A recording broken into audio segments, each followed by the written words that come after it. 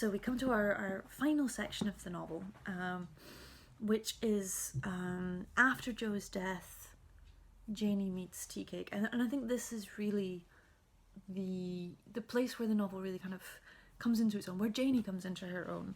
I think we can absolutely look at this novel as a sort of a Bildungsroman, as a kind of journey of self-discovery, because we start with Janie as a child, and we go through the various stages where she becomes a woman, and very often that's becoming a woman out of disappointment, out of a kind of, particularly the first marriage is this kind of bitter crushing of her dreams, so she becomes a woman. She leaves her kind of her childhood and her idealism behind. But she is learning herself, she's learning more and more, and so we see as she comes to, as she becomes a widow. Joe has died.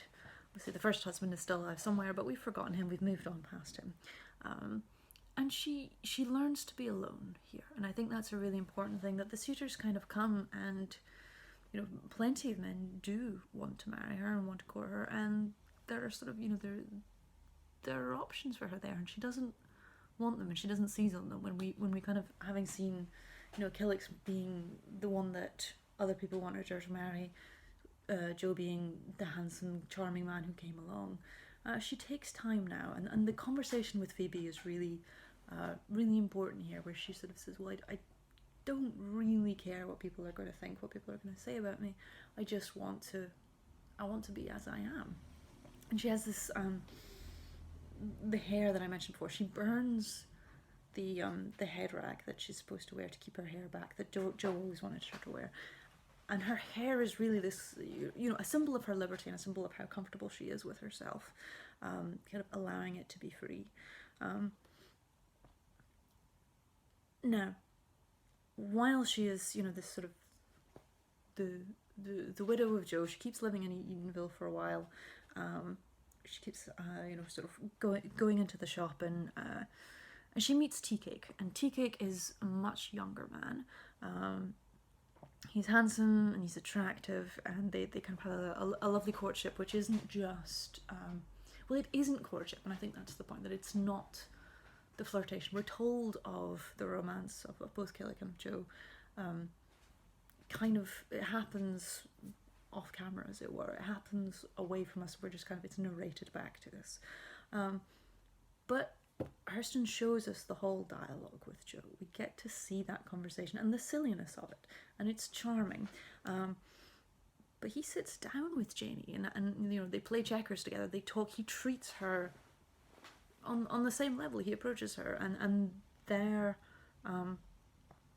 relationship is a really positive part of Janie's life, and that doesn't mean it's easy, because as their relationship goes on, they move down to the Everglades. They abandon Janie's nice house in town, the riches, the position that she's acquired. They leave all that behind. They leave her money in the bank, and they run away to work in the Everglades. And there are lots of kind of ups and downs in their relationship. We see the struggles. We see Janie's jealousy, we see Tea Cake's jealousy, we see how they kind of deal with that differently. His flirtation with one of the girls who also works there, and it particularly becomes, there's a moment where Tea Cake does physically hit her, and we see his need for dominance as well, but we see a much better time in her life, and I think that's important to note, that she has more life on her own terms. So she ends up coming down and picking beans in the fields with Tea Cake, and that is very much her decision. She chooses to go and work, and this kind of goes back to what I was saying about Killick at the beginning, who was kind of forcing her to go and saying, this is your role, you have to do this. She initially stays at home while he goes picking beans, and then she's he misses her. He keeps sneaking off work to come and be with her, and she finally says, "Well, hey, I can do this too. We can earn more. We can work more." And the Everglades is a really it's a remarkably honest space in a way, and I suppose honest is a difficult word there, but it's it's not formal in any sense. It's people just being how they are. So yes, Teacher Cake does kind of lust after one of the other girls, and yes, everybody's drinking too much and partying and gambling, but there is an authenticity to it. And Janie can kind of be herself. She doesn't feel she has to dress a certain way. She has to appear a certain way. So it's important to note that it's not perfect, that things aren't ideal, that Tea Cake isn't perfect, but that there is a really, the most positive place that we find here.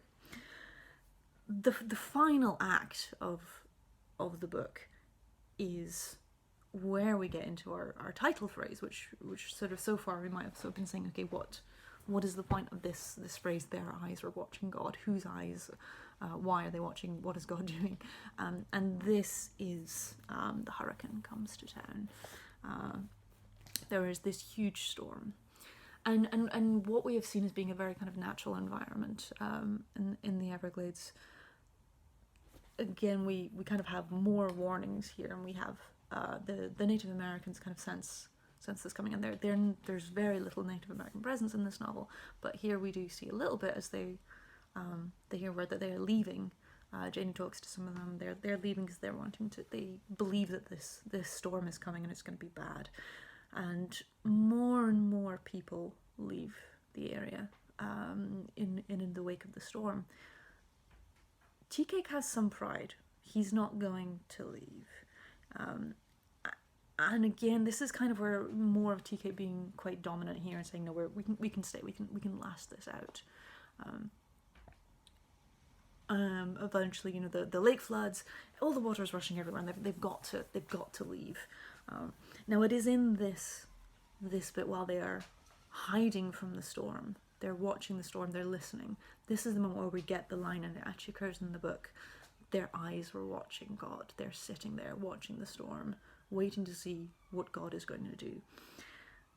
And it is the storm that kind of ultimately, certainly destroys that life, destroys Tea Cake. It decimates the area, takes lots and lots of lives. And although they kind of seem to survive at first, Tea Cake gets bitten by a dog, and this dog gives him rabies, so that he ultimately goes mad, and that is what leads to his death. And his death is really, really significant. I'll say more about that in a second. But the thing that is so important with what we've been talking about, of Hurston and kind of her attitude to this being a story of race or a story of gender, is that the thing that ultimately shapes life is God. It is this huge elemental force. Janie has upped and left so many situations so far. Where things didn't work, she simply left. She has changed life. She has so much power within human society to take or leave things, and it takes her a long time to learn that she has that power, and to learn how, what are the things she should be taking and leaving. But the thing she can't do anything about is God, is the power of nature, is the storm, the rabies, the sickness, and these aren't really sort of shown as being any element of judgment upon anyone for any reason or anything like that. It's just this huge force that barrels in and overwhelms everything. Tea Cake's death is particularly astonishing, and Tea Cake is sort of wonderful in so many times and does so many ridiculous things. When they first get married, he goes off gambling and disappears, and Janie thinks he's just run off with all of her money, and she's sort of in devastation. And then he's back, and he's charming, and he's delightful. There is a genuine love there, and that is, he is younger than her in a way. He's sort of shown as being quite childish and really flawed, but sincere. And I think Hurston is sort of saying, this isn't the ideal man or anything, but there is something really positive there.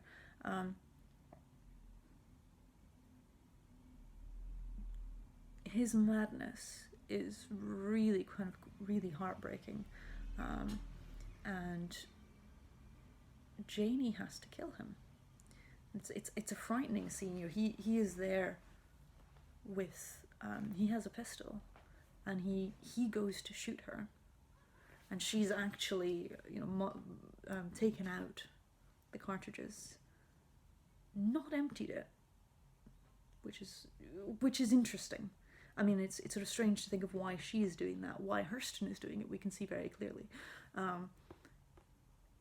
to take out, so that he has to fire 2 empty shots. So he fires once and it's empty, and she grabs the shotgun, and he fires twice and it's still empty, and so there is no reason to think he is not going to fire that 3rd time and kill her. And so she takes a shotgun. So there are 2 guns at play here, and she shoots him. Now, finally, after this, she has to go and be put on trial, which is, and her strange disorientation as she's at the trial, because she isn't. What is she arguing for? It's not death, it's not life, it's not tea cake. Like, these things are all gone from her. This is just something she has to do, which kind of comes back to this idea of these huge forces that are beyond our control. And what is a lot of people have discussed this trial. A lot of kind of criticism goes back over and says, when Janey has to speak, we aren't given her speech at that point. We aren't given her story. It would be a reasonable thing in a book that is so much about a woman finding her own voice. She has very little dialogue at the beginning, but then look at the conversations that grow as it comes through, the conversations with Phoebe, the conversations with Tea Cake. There's a line when she first meets Tea Cake that Janey says, "He taught me my maiden voice again." This idea that she is learning her own language. And so a lot of people say, why doesn't she get to speak then? And she talks, it's sort of narrated to us that she got up and she spoke, and she realised she had to make them all understand who she was and who Tea Cake was and why she would never do anything to hurt him.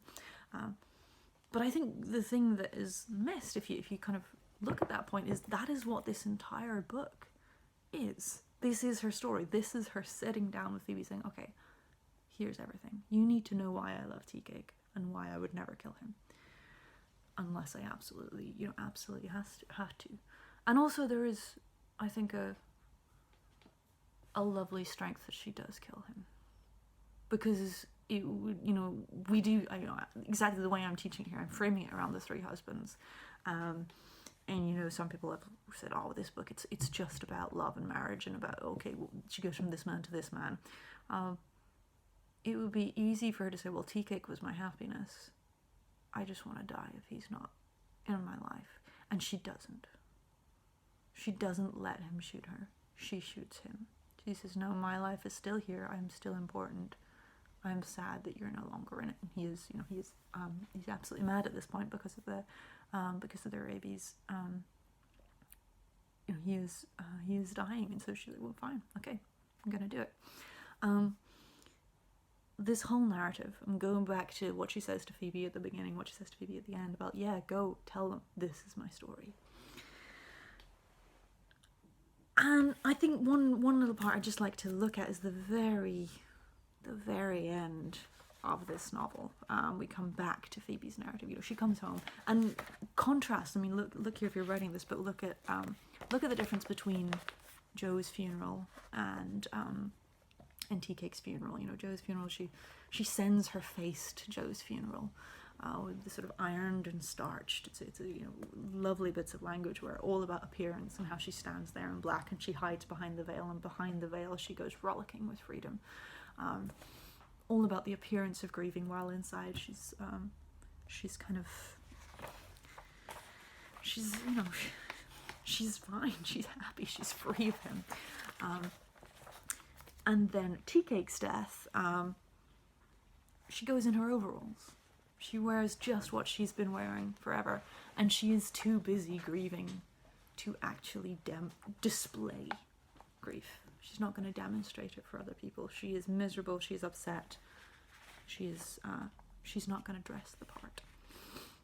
So let's just come back, and after the funeral, she comes back to Eatonville.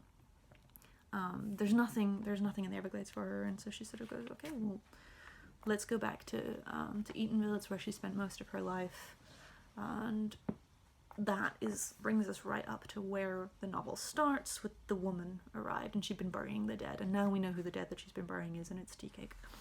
And at the end we kind of come, just very, very last page of the book here, do open it up if you've got it to hand here, very last page of the book, we retreat into Janie's narrative. The day of the gun, the bloody body, the courthouse came and commenced to sing, a sobbing sigh out of every corner of the room. And so there's this moment of misery of like, oh, how awful that was. You know, she's bombarded by the memories. But the final paragraph is, then Tea Cake came prancing around her where she was, and the song of the sigh flew out of the window and lit in the top of the pine trees. The tea cake with the sun for the shawl. Of course he wasn't dead. He could never be dead until she herself had finished feeling and thinking. The kiss of his memory made pictures of love and light against the wall. Here was peace. She pulled in her horizon like a great fishnet, pulled it in from around the waist of the world and draped it over her shoulder. So much of life in its meshes. She called in her soul to come and see. Beautiful, and the idea of sort of the wrapping the horizon around her. And if we take that page, that paragraph, and compare it right back to that opening paragraph about men looking out with the ships on the horizon, have every man's dreams on board. The kind of the masculine ideal being one of distance and opportunity, but then saying women forget what they want to and remember what they want to. This is her. She's at peace in a sense. She has lived her wonderful dream. She has been out. What her future is, there's no sense of a future. We don't know what that is going to be. That's not a kind of hopeless thing that there is no future, but simply this is the end of this bit of the story. And she pulls in the horizon. She has had her dreams. She has had her story, and she remembers what she wants to. She doesn't dwell on the misery of the past. She's not kind of she's not trembling under the shadow of the kind of, you know, of Jo and of Killix and of her nanny and of her stories and all of the past. And you know, she even says at one point how much she hates her nanny for kind of having given her this legacy of suffering. Tea Cake has given her some joy. She remembers it. She doesn't remember any of the negative bits. She doesn't remember when he went off gambling. She doesn't remember when he slapped her. She just goes, okay, I want the good bits. And she pulls it around her. It pulls in her horizon. So I think to sort of conclude this book, it is a wonderful story of one person. It is one person's life, one person's vision, how she comes to be the person that she is, and very kind of unapologetically so. I think it talks a little more about her role as a woman and women's experience as opposed to men's experience, probably even more than it talks about race. And there are moments of talking about race, and certainly I think probably one of the few times we address it directly is after the storm. Tea Cake is forced to dig graves for all of the bodies, and he's forced by a white man with a gun, and the white bodies get coffins while the black bodies are just thrown in graves. And Tea Cake makes a comment there about you'd think God hadn't heard of Jim Crow. So that's like, you know, it's in there, but it isn't in a way, you know, this isn't what Hurston is talking about. It's not tragically colored. This is her saying, you know, I move on from that. That is, you know, this is who I am, this is what I am right now. And I think the thing that is so much is this woman's story, and a celebration of her potential, of her finding her voice. And sorry, I haven't talked too much about the voice of the novel, but I think one thing that's great and really interesting is looking at how it's written. The dialect that comes in. I mean, she uses the dialect in the language of an awful lot of the characters. In fact, all of the characters speak in their own dialect, and you can see some kind of nice subtleties between the different characters. But also that kind of to a much more subtle level, that dialect does enter the narrative of the text. There is, you know, just kind of the standard narration slips into sort of slightly non-standard forms. And again, that is a kind of, this is the story that this is where it is from. It is itself, absolutely. So I hope you have loved this novel. If you've not read it or not finished it, go to give yourself a treat and read and revel in the whole thing. She's fantastic. I'm looking forward to hearing what you all make of it. So let me know.